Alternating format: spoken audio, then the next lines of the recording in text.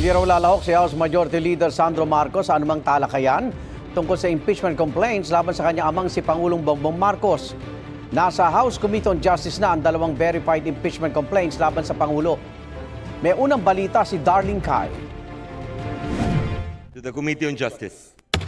Majority Leader. Kasado na ang impeachment proceedings laban kay Pangulong Ferdinand Marcos Jr. matapos formal lang ni-refer sa House Committee on Justice ang dalawang verified impeachment complaints sa sesyon ng Kamara kahapon. Ang unang reklamo ay final ng abogadong si Andre De Jesus noong January 19 at inendorso ni Pusong Pinoy Party List Representative Jet Nisay. Ang ikalawa naman ay inihain kahapon ng umaga ng Grupong Bayan o Bagong Alyansang Makabayan at inendorso ng mga kongresista ng Makabayan Bloc. May arguments in the second impeachment complaint that is not included in the first one. Yung tatlo po na yan, yung reference to the direct testimony ni DPWH Undersecretary Bernardo na may 8 billion pesos na tinatanggap si President Marcos Jr. bilang kickbacks. Number 2, yung paggamit po ng BBM parametric formula bilang institutional policy of widespread plunder. And number 3, yung unprogrammed appropriations and yung supporting evidence po nito. Agad ni-refer ng House Secretary General kay House Speaker Bojidi ang ikalawang impeachment complaint alinsunod sa Rules of Procedure and Impeachment Proceedings ng Kamara. Bago ito isinama sa Order of Business at ni-refer sa House Committee on Justice.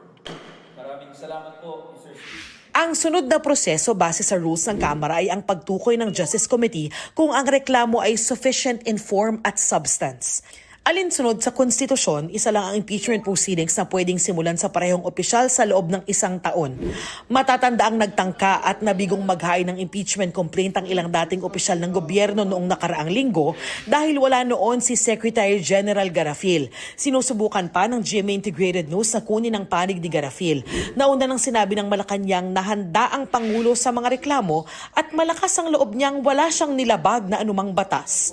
Ang presidential son naman na si House Majority Leader Sandro Marcos, hindi raw sasali sa anumang diskusyon o debate kaugnay sa impeachment complaints na kinakaharap ng kanyang ama.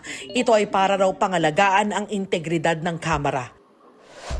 Ito ang unang balita. Darlene Kai para sa GMA Integrated News.